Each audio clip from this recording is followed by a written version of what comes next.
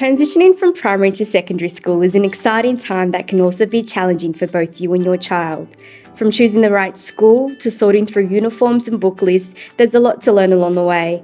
This video aims to reassure you that it's normal to be a little anxious.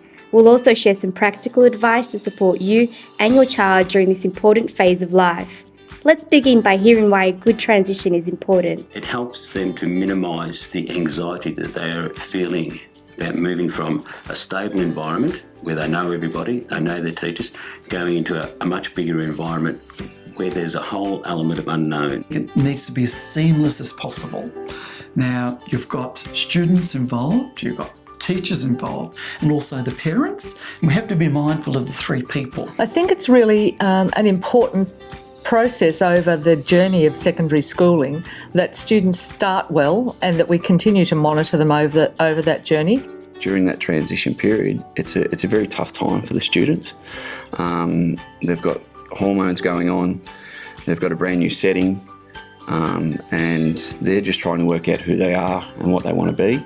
As a parent with a child about to start secondary school, you are probably feeling a number of emotions. You're probably excited, maybe a little worried, and definitely have some questions on your mind like these parents. Her having more independence, a lot more independence. Growing up and, becoming teenagers and being able to do a lot more on their own. I'm particularly interested in the languages that the school will be teaching, or the different sports, and homework.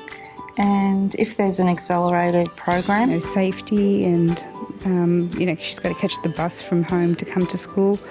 And also just her friends, like if her friend is coming here, she'll feel more comfortable. It's important to talk with your child and ask how they're feeling about secondary school. They may share your feelings or have concerns of their own. Now is a great time to discuss how you're both feeling. Let's hear how some grade 6 students are feeling about transitioning to secondary school.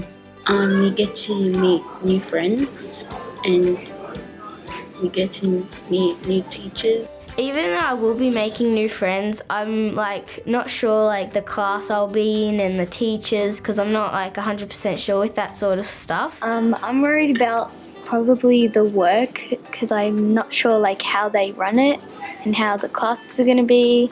It's just completely new. Maybe not knowing the information I need for something in high school. The teachers being more stricter is one. You have detention and the work, and you have to get 10 times more homework. How do the teachers deal with bullying? We have a lot of teachers there who are willing to help. There's options of counselling and things like that. They will confront the situation. They won't just let it fly by, but you need to let the teachers know, otherwise they can't do anything. We asked school staff at William Ruthven Secondary College to share what differences there are between how girls and boys settle into secondary school. It differs from boys to girls. So with the girls, it's often friendship issues in Year 7. In fact, I'd say almost exclusively friendship issues in Year 7. They really struggle to form those peer groups and keep them sort of healthy. Whereas with the boys, they don't seem to have those issues. They form friendships pretty quickly and there are less fights and things like that, but they struggle with organisational skills. And the changes that come with secondary school in that sense. Keeping lockers organised, bringing the right books to class, getting homework done. These are things that we find boys struggle with far more than the girls do. Girls seem to take a little longer to settle.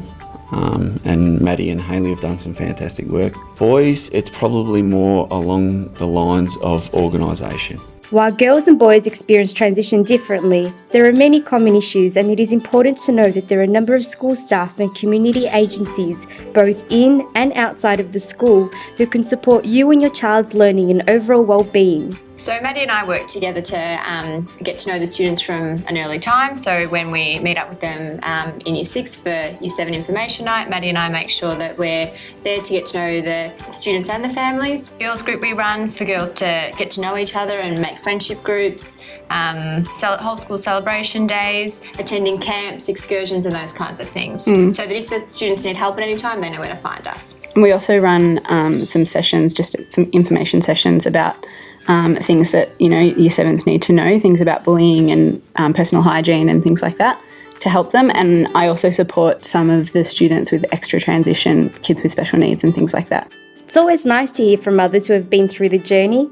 Let's hear from some parents who share how their children settled into secondary school. It was just so overwhelming just as a parent to think, oh, are they going to cope? Are they going to, it's not like primary school where you can go in and, well, you can go in and speak to them because the teachers are lovely, but you just feel like you don't want to embarrass them and, what do you do? And so, it was very overwhelming for both myself and the kids, Do you remember when he first started, it was like, he got to the front door and he's like, Mum, there's no need for you to come in. I'm confident. And I went, wow, this is like great. You've grown up. Yeah. We just loved the feel of the community of the school. It's just a great, the teachers were very welcoming, very accepting. I love that it's not a huge amount, a school with a lot of students in there. If you'd asked me 2 years ago, I would have been concerned.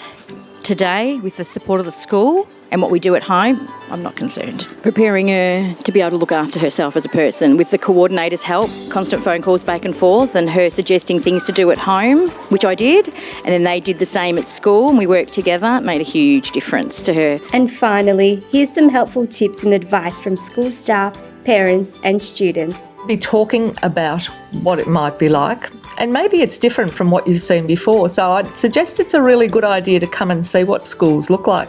Many parents have a perception that it's the same as it was when they went to school, and things have changed remarkably. Our expectations of our students have changed remarkably. So I'd suggest go and have a visit at a school. So the advice I would give to parents is to start having the conversation about transition early with their child. And that way it just helps, young people start to feel comfortable about the idea of changing and going into a secondary school setting.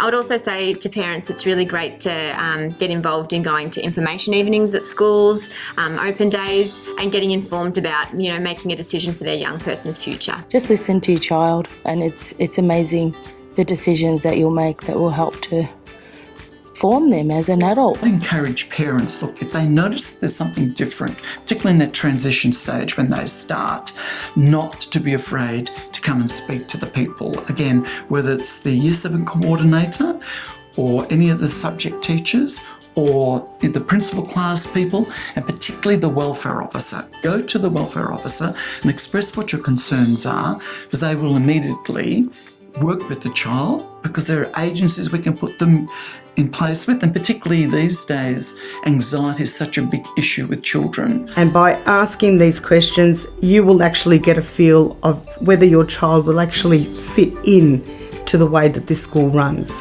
And every child has got different needs, and you have to find a school that's going to cater to your child's needs. One of the things that happens when students hit high school is they want to disconnect a little bit more. They're becoming teenagers, and the fact is that peer group becomes the most important thing for students at that age. I really urge parents to make sure that they work with us as a school to keep that triangulation together of parent, student and school, because we need to talk to each other all the time. The parents that connect the most with the schools will have the best outcome for their student. Be supportive and check up on them, make sure that they're doing all right, that they have someone to talk to other than the teachers, and that they're coping well at home as well as school. Make sure you do give them a bit of freedom, because one day the children will grow up and they will have to be reliant on themselves. Just be there and support your children on their journey. This video was produced as part of the Joining the Dots in Reservoir project 2017 with funding support from School Focus Youth Service. On behalf of the project steering group, Inner Northern Local Learning and Employment Network, would like to thank the students, staff and families from William Ruthven Primary and Secondary Schools, Darebin City Council and Salinger Photography and Communications.